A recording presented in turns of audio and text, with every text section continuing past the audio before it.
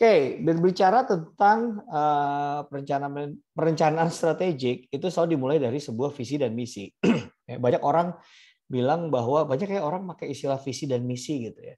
Bukan cuma sebuah organisasi aja, tapi kadang-kadang juga perorangan atau personal sering ditanya, lu visi hidup lu apa sih, misi hidup lu apa sih? Nah, dalam konteks perusahaan sebenarnya identik ini hampir sama gitu ya. Jadi sebuah perusahaan itu dimulai dari sebuah visi dan juga misi. Apa itu visi, apa itu misi akan kita jelaskan berikutnya ya. Jadi kalau simpelnya sih kalau saya bilang adalah visi itu kita tuh ada di mana dan mau kemana, itu visi. Oke. Kemudian apa itu misi? Misi adalah kalau tadi visi adalah kita dari mana mau kemana, misi adalah kita tuh dari situ mau ke situ itu gimana caranya, pakai apa gitu ya. Jadi kalau visi adalah kita dari satu titik mau ke titik mana, sedangkan misi adalah bagaimana sih supaya kita bisa sampai ke titik itu. Sesimpel itu memahaminya. Nah, tentu untuk mewujudin dari kita dari satu titik ke titik yang lain, itu banyak faktor yang mempengaruhi. Ada faktor yang namanya faktor eksternal. Faktor eksternal tuh kenapa disebut eksternal? Namanya juga eksternal. Adalah faktor-faktor yang ada di luar kendali kita. Oke. Kemudian juga ada faktor yang namanya internal. Faktor internal adalah faktor-faktor yang ada di dalam kendali kita. Nah, berbicara tentang faktor eksternal, nah eksternal ini karena di luar perusahaan, jadinya gede banget, jadi luas banget. Ada yang namanya eksternal makro, ada juga yang namanya eksternal mikro. Eksternal makro berarti eksternalnya ada jauh banget di luar kita. Ada juga yang faktor eksternalnya mikro, berarti ada di luar perusahaan tapi nggak begitu jauh ya. At the end kalau saya boleh spoiler dikit, apa sih yang dibahas terkait dengan makro? Makro yang dibahasnya adalah kalau saya nyingkatnya adalah PESTEL. Apa tuh PESTEL? P-nya adalah politik, E-nya adalah ekonomi gitu ya. S-nya adalah sosial, T-nya teknologi, L-nya adalah legal, E-nya adalah environment atau lingkungan. Jadi apa sih yang jauh? Itu tuh politik, ekonomi, sosial, teknologi, lingkungan, dan environment. Pertanyaannya adalah, Pak, apa pengaruh banget tuh faktor eksternal terhadap bisnis kita? Kalau bisnis lu masih kecil, tentu pengaruh kejadian yang ada di luar kita, gitu ya, itu nggak terlalu ngaruh banget. Tapi kalau bisnis lu makin gede, itu akan ngaruh. Contoh tapi gini ya, tapi kita juga nggak boleh ignore yang namanya faktor eksternal makro. Sebagai contoh, teman-teman kalau hari ini punya kendaraan dan mobilnya diesel, kemarin kan sempat orang gara-gara perang Ukraina dan Rusia ini katanya BBM naik ya.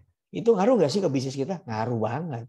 Ya nggak sih? Biaya bahan bakar kita menjadi tinggi. Nah itulah faktor-faktor eksternal yang secara nggak langsung ngaruh gitu ya. Atau Pak, usaha saya kecil, saya cuma jual gorengan doang. Berasa nggak kemarin begitu ada mafia minyak goreng langka, kemudian lo jadi susah dan harga menjadi naik. Ada faktor eksternal lain, ya makro gitu ya, yang sifatnya jauh, tapi sedikit banyak mempengaruhi kita. Lalu bagaimana dengan mikro? Mikro tentunya lebih pengaruh lagi karena mikro tuh lebih ngelihat bagaimana kompetisinya, bagaimana pengaruh produk substitusi atau penggantinya dan lain sebagainya. Nah, untuk melihat ini ada teori nggak ada ya. Salah satu teori nanti yang bisa kita lihat adalah teori Michael Porter atau yang namanya Five Forces Porter atau 5 kekuatan Porter. Itu ngebedah tuh tentang eksternal mikro. Jadi kalau teman-teman nanti mikir di rumah, oh kalau usaha saya nih kira-kira dipengaruhi sama lingkungan eksternal nggak ya?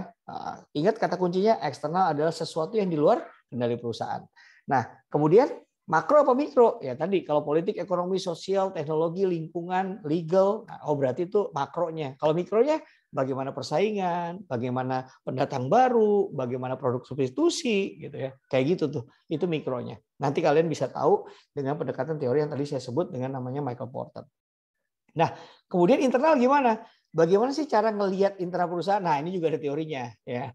Kalau Michael Porter juga yang kita pakai, maka kita punya yang namanya analisis rantai nilai atau kita nyebutnya value change analysis. Punya Michael Porter tuh, itu dibedah tuh ya, dari yang inti sampai yang penunjang.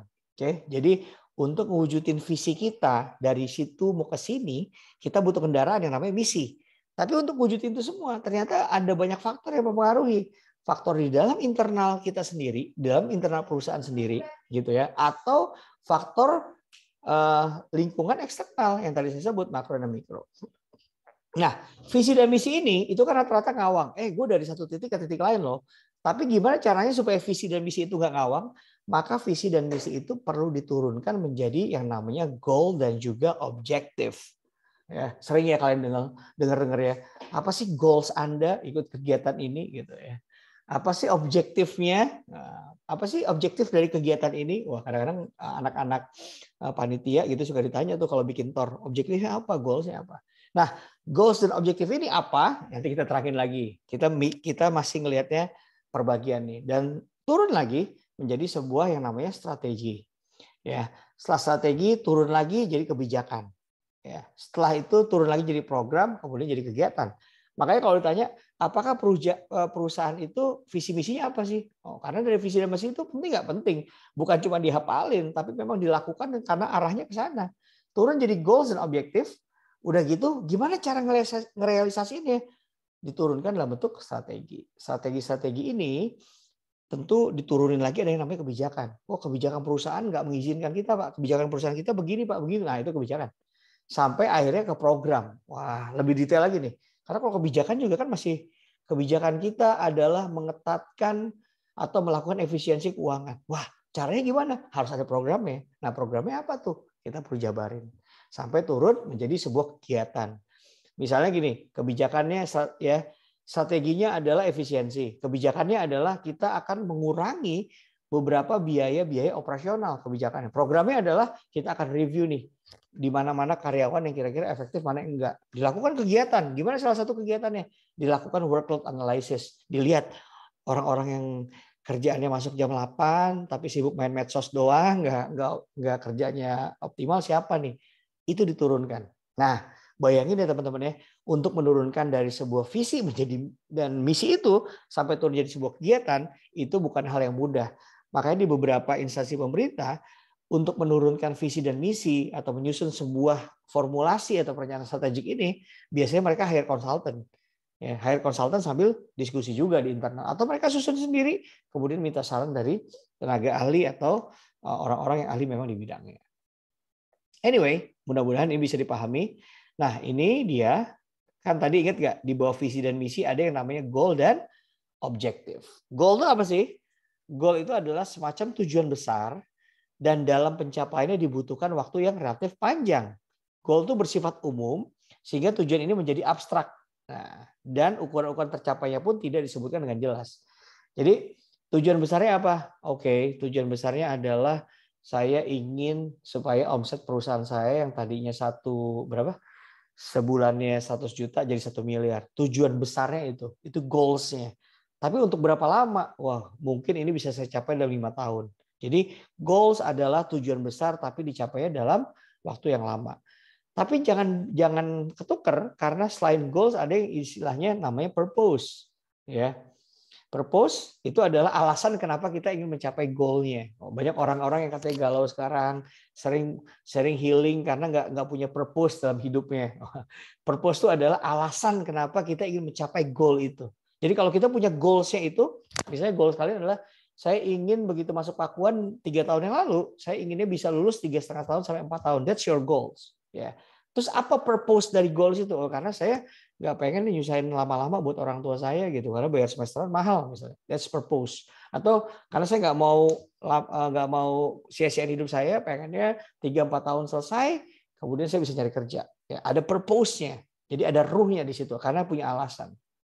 Nah, tadi selain goals ada juga yang namanya objektif. Tadi kalau kita ingat kalau goals itu adalah tujuan besar, ya. Sedangkan objektif adalah tujuannya spesifik. Ya, kalau goals itu untuk waktu yang panjang, sedangkan objektif gitu ya untuk waktu tertentu, spesifik banget gitu ya. Jadi objektif saya adalah saya ingin meningkatkan TOEFL saya lebih dari 550 gitu ya, atau IELTS saya sekian. Nah, begitu ya. Jadi harus lebih spesifik, terukur dan dalam waktu tertentu. Makanya dulu mungkin kalian belum lahir juga ya, karena zamannya Soeharto pun saya masih kecil. Jadi presiden kita sebelum Jokowi, SBY, ya sebelum SBY Megawati, Gus Dur, udah lama banget ya. Kemudian itu Habibie peralihan dan juga Soeharto. Itu dulu dibikin tuh teman-teman. yang namanya pelita atau perencanaan 5 tahun ya, perencanaan pembangunan 5 tahun, dan juga ada repelita 25 tahun.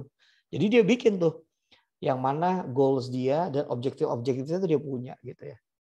Jadi objektif ini diharapkan tercapai demi mencapai tujuan lebih besar. Oke, jadi kalau kalian nanti ditanya di kantor, kalau kamu melakukan ini kira-kira goals-nya apa? Berarti tuh tujuan besarnya di ujungnya tuh mau apa gitu ya. Kalau objektif, nah berarti spesifiknya apa. Oke ya, semoga bisa dipahami ya. Oke, saya balik lagi ke bagian atas tadi. Kalau ingat bendanya, wah kalau ingat benda yang tadi ini, nah ini dia, ya nggak sih? Dia mulainya dari visi dan misi. Nah, kita mulai ngebahas dulu nih visi dan misi yang tadi saya sampaikan. Jadi ini adalah ahli manajemen nih namanya Peter Drucker. Si Peter Drucker bilang vision without action is a dream. Jadi dia bilang kalau visi kan adalah kita dari mana mau kemana. Ya. Tapi lu nggak melakukan action itu namanya mimpi. Tapi kalau action without vision is a nightmare. Jadi kalau lu bertindak sesuatu tapi sebenarnya lu nggak tahu ujungnya mau kemana, itu juga sebuah mimpi buruk gitu ya. Dan dia bilang kalau visi digabungkan sama action together gitu ya, itu bisa merubah dunia, can change the world. Oke, jadi visi itu penting, tapi juga action penting. Jadi kalau action doang tapi nggak tahu tujuannya kemana juga itu nggak benar. Ya, ini yang tadi saya ilustrasiin ke teman-teman. Bahasa Inggrisnya tuh kalau bilang vision itu apa sih? Where are we now? Kita tuh di mana sih sekarang? Dan where do we want to go? Dan kita mau kemana? Itu visi tuh. Kita di mana? Kita mau kemana? Oke, berarti kita di mana tuh sekarang, present. Oke, present tuh ini nih, sebelah sana. Kemudian future adalah masa depan. Nah, untuk wujudinnya itu butuh misi, ya. Makanya pertanyaan adalah how we get there. Bagaimana caranya kita bisa sampai ke sana? Gitu ya. Kita sekarang di mana? Di Bogor. Kita mau kemana? Oh, saya pengen kerjanya nanti di luar negeri. That's my vision gitu ya. Bisa kerja abroad gitu. Kemudian bagaimana missionnya? Saya cepat-cepat selesai S1 saya akan ambil les bahasa Inggris sehingga TOEFL saya meningkat. Atau saya akan cari kerja di luar yang punya cabang di luar negeri. That's your mission. Itu misinya. Kayak caranya begitu. Saya akan ambil beasiswa sehingga saya bisa terusin sekolahnya di luar. Itu caranya kan. Nah, itu visi dan misi. Nah, teman-teman semua, rupanya untuk membuat visi dan misi itu ada contekannya, ada worksheet-nya, ada kertas kerjanya. Oke. Caranya adalah kalian harus tahu pertama nih, ini tadi kan saya banyak kasih contohnya dalam konteks personal ya. Tapi sebenarnya dalam perusahaan kalau kalian lagi sama teman-teman kita lagi punya duit lebih nih dari hasil THR, kita kumpulin uang yuk. Kemudian kita bikin perusahaan atau usaha. Ya, karena udah belajar manajemen, kalian langsung bilang, oke, kalau gitu kita mulai dengan merumuskan visi dan misi kita. Oke, caranya gimana? Kalian nomor satu adalah harus tahu dulu bisnis atau produknya apa. Oke, kedua adalah marketnya. Market berarti pasarnya dong. Ketiga adalah key relationship. Key relationship adalah hubungan kunci atau relasi kunci. Ya Kak, kalau yang jual mobil harus tahu dapetin mobilnya dari mana. Kalau yang jual mobil harus tahu jualnya kemana. Itu termasuk key relationship. Ya, depan ke belakang dipikirin. Kemudian organizational capacity atau bagaimana kapasitas dari capability dari si organisasinya gitu ya. Kemudian yang kelima adalah culture, budayanya mau gimana nih? Gue pengen budayanya santai-santai aja lah gitu ya. Kayak startup aja deh pakai kaosan yang penting kaosan dasteran omset miliaran gitu ya. Dan juga kompetensinya, keahliannya mau di bidang apa gitu ya. Dan ketujuh adalah prosesnya. Kemudian behavior, nah ini perilakunya mau seperti apa dan juga strukturnya atau structures-nya. Nah, ini kita akan bedah nanti teman-teman, saya akan kasih salah satu contohnya. Kemudian kita akan lihat nih ya. Saat ini dari 9 item itu perusahaan kita tuh yang di mana nih posisinya? Itu namanya present. Oke. Kemudian untuk sampai ke mana ke depan itu future-nya mau jadi seperti apa? Oke. Jadi saat ini mau gimana, ke depan mau gimana. Kita tulis tuh saat ini nomor 1 ini sampai nomor 9. Itu kondisi saat ini. Sampai ke future-nya kita tulis juga nomor 1 sampai 9. Nah, oke, itu tadi visi. Sekarang kalau kita ngomongin misi ya. Kalau kita ngomongin misi, kamu harus menjawab pertanyaan-pertanyaan ini. Oke, pertama adalah What business are you in? Kamu adanya di bisnis apa nih sekarang? Ya, bisnis otomotif kah? Bisnis kuliner kah? Bisnis jasa kah? Bisnis travel kah? Atau apa? Kedua adalah who are your customer? Ya, siapa nih customer kamu? Siapa? Gitu ya. Yang ketiga adalah what added value? Ya, apa nilai tambah yang kamu bisa berikan ke customer kamu, gitu ya, atau yang bisa perusahaan kamu berikan kepada customer kamu atau grup penerimanya. What added value do customer of your company or group receive? Jadi kira-kira lu bisa ngasih value added apa sih, gitu ya. Terutama untuk perusahaan startup, itu kemarin ada memes yang lucu juga. Oh, perusahaan startup tuh gue pengen punya fitur ini itu. Padahal yang customer mau cuma simple itu. Makanya harus jelas pain point-nya apa. Yang keempat, kontribusi apa sih dari perusahaan kamu atau grup kamu yang akan kamu buat untuk masyarakat? Wah, ini bicaranya udah kayak purpose ya. Apa alasannya?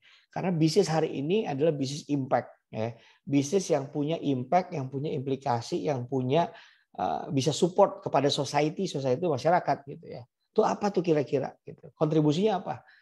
Kalau saya bisnisnya di startup, saya pengen segala sesuatu yang tadinya lambat jadi cepat.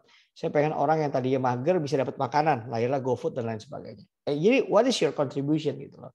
Sampai hari ini ada beberapa perusahaan yang kalau ditelepon bisa ngambil sampah rumah kita loh, tapi dengan jumlah tertentu. Yang kelima adalah what is your company or group especially good at. Jadi kira-kira perusahaan lo ini jagonya dari bidang apa nih? Produknya kah yang bagus, layanannya kah, atau kekuatannya apa kurang lebih. Ya. Dan yang terakhir adalah how is it distinctive? Jadi bagaimana ini bisa distinctive itu berbeda, jadi unik gitu loh. Ya. Kalau kamu bisa jawab 6 pertanyaan ini, sebetulnya kamu bisa nyusun misi kamu itu apa. Saya tahu ini nggak mudah ya teman-teman ya. Saya tahu ini nggak mudah. 6 pertanyaan ini berat loh. Dan kalau kita balik ke visi tadi, untuk bikin visi ini orang tuh sampai hire consultant, diskusi satu kantor untuk nentuin kantor kita ini apa sih. Lalu misalnya ada pertanyaan, Pak, saya ini sebetulnya gitu ya, perusahaan udah ada Pak, tapi selama ini kita nggak pernah nyusun visi dan misi. Sebenarnya bukan visi dan misinya nggak disusun, ada visi dan misinya, jangan-jangan udah ada, tapi nggak pernah dideklar, nggak pernah ditulis, nggak pernah dicetak, dan nggak pernah dipajang. Ya. Jadi kalau kalian dari Universitas Pakuan, kuliah offline, masuk ke gedung A dan gedung B, itu punya loh visi dan misi Fakultas Ekonomi. Itu baru Fakultas Ekonomi. Visi dan misi Unpad ada nggak? Ada. Cari aja di internet, Unpad, ketahuan tuh. Visi dan misi Unpad apa? Setiap fakultas punya visi dan misi. Nah, jadi pertanyaannya lagi nih, kalau kalian saat ini punya usaha, belum punya visi dan misi, coba renungin deh pertanyaan ini untuk menjawab bisnis yang kalian mau. Jadi, Pak, visi dan misi ini bisa apply nggak untuk saya belum punya bisnis? Bisa. Berarti lu ngerencananya dari awal. Tapi kemudian selanjutnya, Pak, saya udah punya bisnis sebenarnya, tapi nggak pernah nyusun. Bukan berarti nggak ada kalau nggak pernah nyusun. Bisa jadi ada, tapi selama ini nggak pernah dideklar, nggak pernah ditulis, gitu. Ya, coba nanti dijawab deh dari hal ini gitu ya. Oke, saya stop aja dulu sampai sini, karena untuk merumuskan visi dan misi ini nggak mudah, ya teman-teman ya. Oke, selamat mengerjakan, selamat melakukan simulasi. Kira-kira pertanyaan simple, bagaimana sih menyusun visi dan misi? Kalian harus mengisi 2 hal ini, vision worksheet dan juga mission worksheet, gitu ya.